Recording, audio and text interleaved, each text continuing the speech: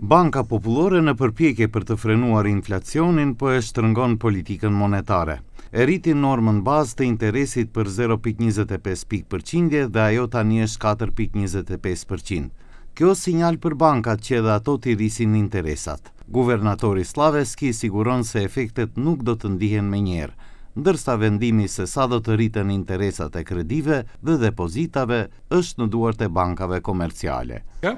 Od početokot na godinata беше забележана поголема побарувачка на девизи од корпоративниот сектор, што услови поголемо присуство на Народната банка на девизниот пазар. Од почетокот на мај оваа година се бележи стабилизација на побарувачката за девизи, а најновите информации носат поголема известност за скоро смирување на конфликтот на Блискиот Исток. Сепак, економските последици од геополитичките случувања се присутни, а неизвестноста околу темпото на целосната стабилизација на тековите и понатаму создава ризици. Ai tha se edhe pse pritjet e konsumatorëve për rritjen e çmimeve në periudhën e ardhshme janë më të moderuara krahasuar me muajin e kaluar, rreziqet për inflacionin kryesisht janë në drejtim rritës. Më mirë norma më të larta të interesit se sa rritja e inflacionit, theksoi Slaveski.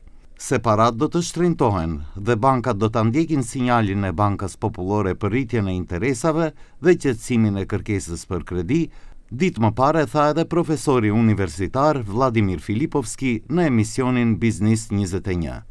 Тоа ќе значи, да речеме, повисоки каматни стапки, бидејќи ако на пример референтната стапка на Централната банка се покачи, банките ќе го следат тој. Се разбира, не она 1 за 1 процентен поен, меѓутоа ќе ги следат тие сигнали, бидејќи тоа е всушност сигнал кој што го праќа Централната банка.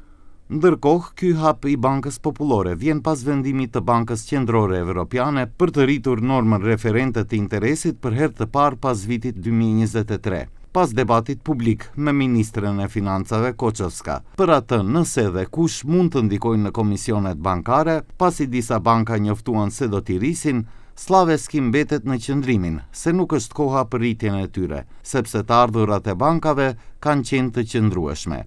Ai njoftoi se po diskutohet një zgjidhje ligjore e mundshme me të cilën disa shërbime bankare do t'jenë falas sipas shembullit të Kroacisë.